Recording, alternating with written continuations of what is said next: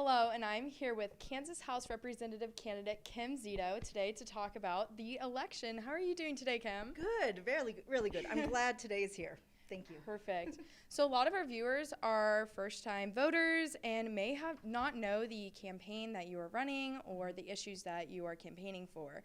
So there's still a lot of time left in the day for students to go hit the polls. What are some issues that matter most to you that you think students should care about so that they go out and vote? Well, women's rights, along with other constitutional rights that haven't been talked about, but we do fear are kind of in the line of fire. We all know what happened on August 2nd, and oh my gosh, was that the shot heard around the world. And so it is so important for students, for young people, for anyone who turned 18 to understand that what happened on August 2nd was a battle. It was just one battle, and there is so much more, and they're not going to stop. And the more that they infiltrate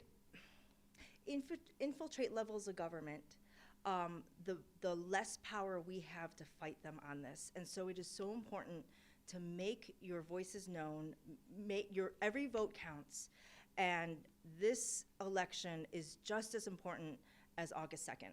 So that right now, for anyone who's young, anyone who believes in bodily autonomy, anyone who believes in,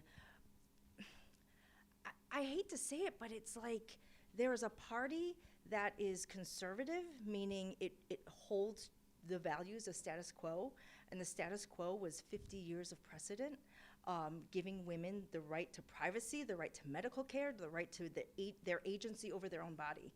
And that has been overturned, and that cannot go unaccounted for.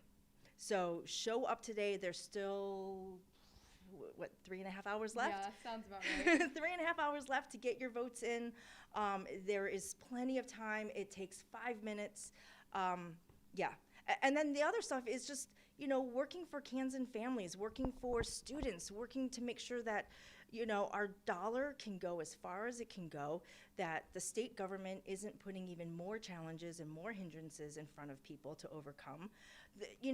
Life is hard enough, and we don't need to be inviting policies that make it even harder.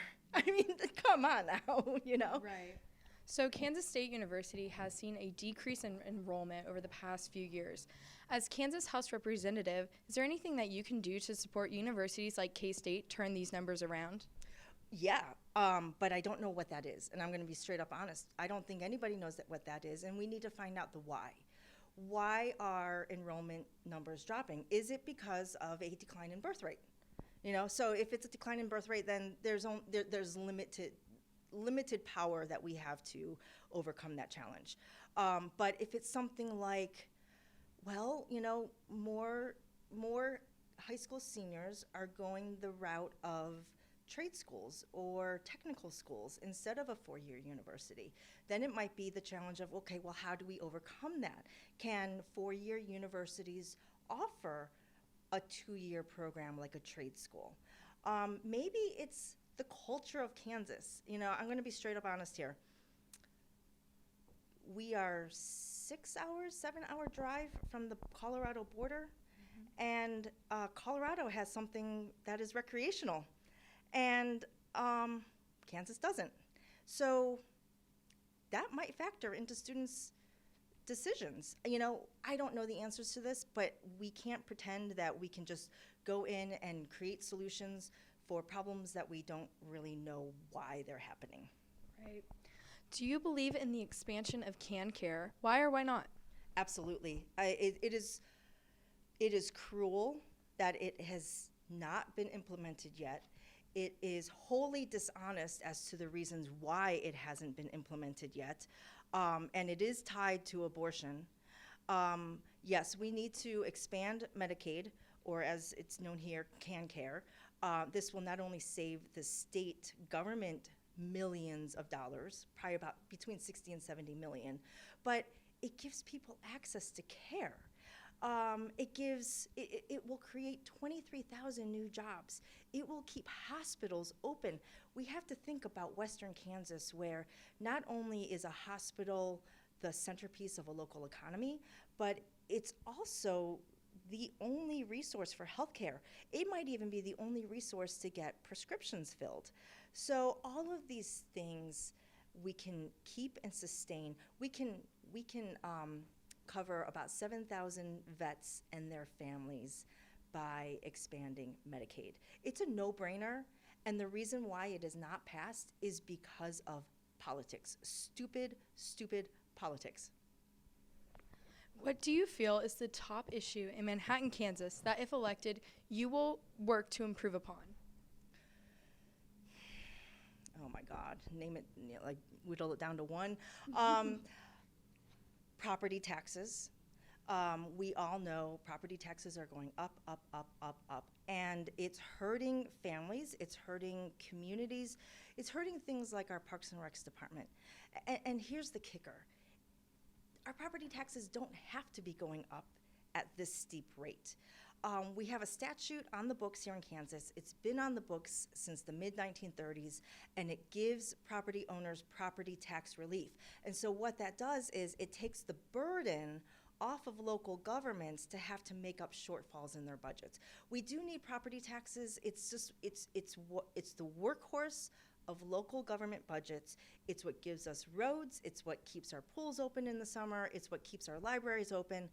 And we can't get around that. However, we all pay sales tax here in Kansas. So whether you buy a notebook for class or whether you have to buy a new car, you pay sales tax. And we all pay sales tax with the notion and the relationship that that money comes back to our communities. We pay it so that it comes back. And it hasn't been coming back since 2001. And there has been only one party in control of both houses of the legislature, one party that's been in control of the House and the Senate since 1993. So for them to not give us property taxes and yet rail about property taxes is wholly dishonest. What are your thoughts on election integrity in the state of Kansas and just overall in the country? We have safe and secure elections. There's no doubt about it. And the fact that you even have to ask that question hurts. Like, it hurts my heart, because just by even entertaining the idea that we have to ask this question gives in to validating the big lie. We have safe elections, they're secure elections. Our county clerk here in Riley County has done an excellent job of giving people access to the vote. And to accuse our elections officials of anything less is wholly dishonest, if I may use that word again, and it serves no purpose other than to sustain a big lie. In addition to eliminating the food tax, is there more that can or should be done to help relieve Kansans dealing with high costs right now? Yes, oh my gosh. So the budget right now has a $1.5 billion surplus. And we already have tucked away $1 billion in a rainy day fund. And this is from revenue from sales tax. Yeah, inflation is happening, and as prices on things grow higher, the tax associated with those things grows along with it. So we have been having 27 consecutive months of in the black revenue. What this means is that we can afford to give us back this revenue in the form of 0% food tax, 0% hygiene tax. And I'm not talking about just female hygiene products, but adult hygiene products, toothpaste, toothbrushes. We can afford zero tax on over-the-counter medicines, prescription medications, and COVID tests.